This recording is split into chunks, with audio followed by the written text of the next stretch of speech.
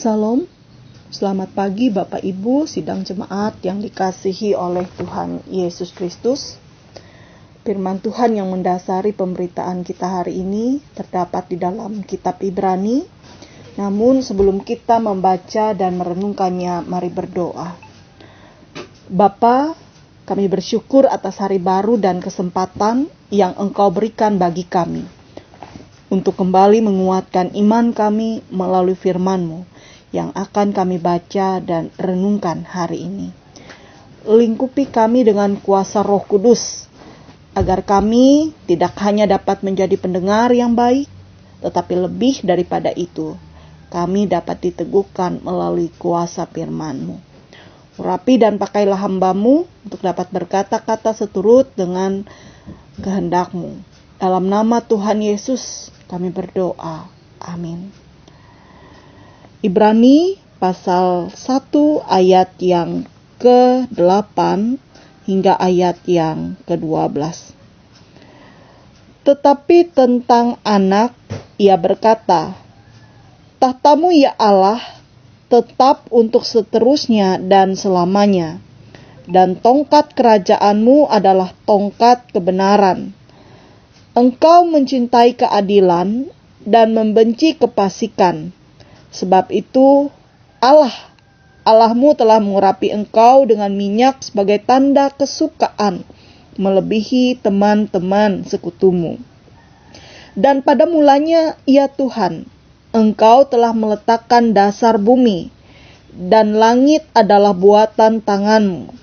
Semuanya itu akan binasa, tetapi Engkau tetap ada, dan semuanya itu akan menjadi usang seperti pakaian.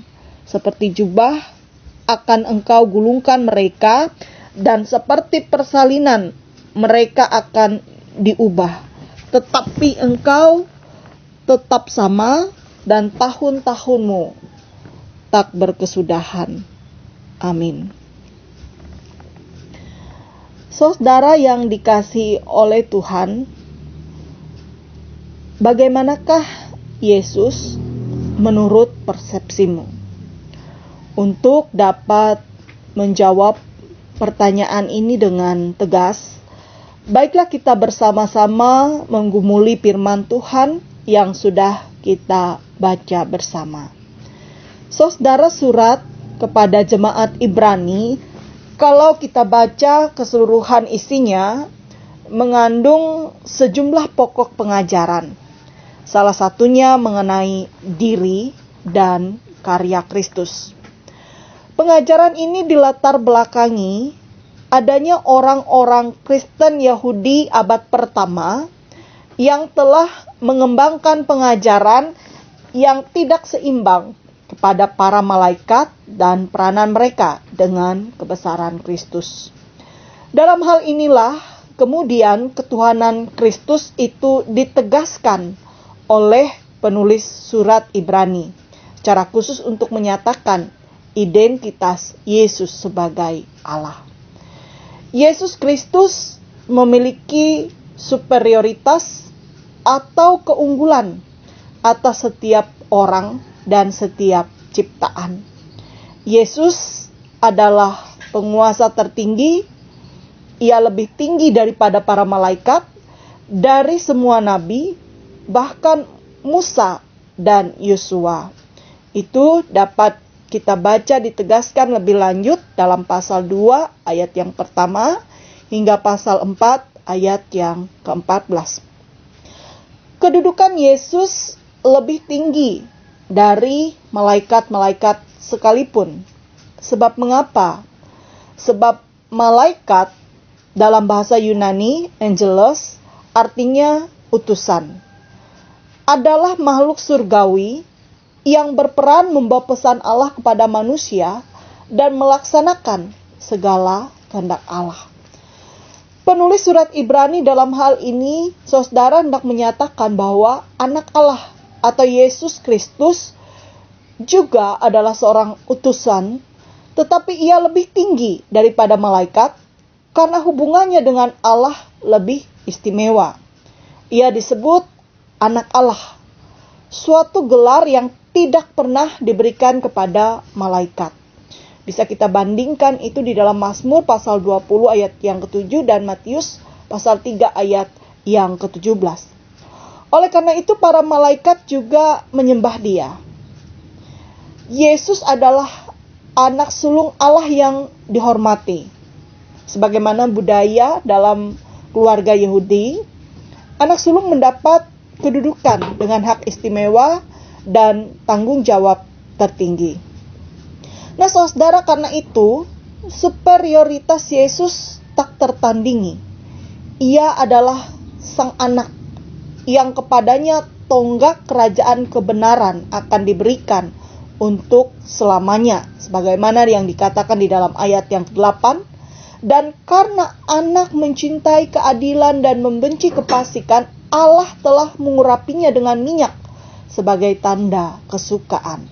Oleh sebab itu, lebih lanjut orang-orang Kristen di Ibrani diingatkan untuk tidak berubah, tidak goyah dalam mengimani Kristus, sebab Ia adalah satu-satunya jaminan umatnya. Saudara, segala sesuatu yang ada di dunia, kuasa-kuasa dunia ditegaskan akan terus berubah. Tetapi kuasa Yesus Kristus tidak pernah berubah. Melaluinya lah semua ciptaan beroleh keselamatan. Saudara, kalau ditanyakan kepadamu bagaimana persepsimu tentang Yesus, kiranya firman Tuhan ini meneguhkan setiap kita untuk mengakui dan mengimani bahwa Yesus adalah anak Allah yang maha tinggi, Tuhan dan Juru Selamatku. Amin. Mari kita berdoa. Ya Tuhan, terima kasih untuk firman yang boleh diberitakan hari ini. Oleh kuasa Roh Kudus, Engkau bekerja dalam setiap pribadi umat-Mu, sehingga apapun pengajaran yang menjadi tantangan iman bagi seluruh umat-Mu, kami dapat teguh mengimani bahwa Yesus Kristus adalah anak Allah yang maha tinggi, Tuhan dan Juru Selamat kami. Umat-Mu yang beraktivitas sepanjang hari ini kiranya ada dalam naungan tangan kasih Tuhan. Segala perbuatan baik yang dilakukan diberkati oleh-Mu. Terkhusus kami bersama mendoakan seluruh jemaat Tuhan yang ada di Sungai Lunuk dan pelayan-pelayan-Mu yang Engkau utus untuk melayani umat-Mu di sana. Baik itu pendeta, penetua, diakon, guru agama, guru sekolah minggu. Kiranya kebajikan dan kemurahan belaka akan mengikuti kehidupan dan pelayanan mereka. Dan selamanya mereka akan teguh dalam iman dan percayanya kepada Tuhan. Doa ini kami alaskan sebagaimana yang Engkau ajarkan kepada murid-murid-Mu. Bapa kami yang ada di sorga, dikuduskanlah nama-Mu, datanglah kerajaan-Mu. Jadilah kehendak-Mu di bumi seperti di sorga. Berikanlah kami pada hari ini makanan kami yang secukupnya, dan ampunilah kami akan kesalahan kami, seperti kami juga mengampuni orang yang bersalah kepada kami. Jangan bawa kami dalam pencobaan, tetapi lepaskanlah kami daripada yang jahat. Karena Engkaulah yang punya kerajaan dan kuasa dan kemuliaan sampai selama-lamanya. Amin. Selamat beraktivitas, Tuhan Yesus memberkati. Tuhan memberkati engkau dan melindungi engkau. Tuhan menyinari engkau dengan wajah-Nya dan memberi engkau kasih karunia. Tuhan menghadapkan wajah-Nya kepadamu dan memberi engkau damai sejahtera.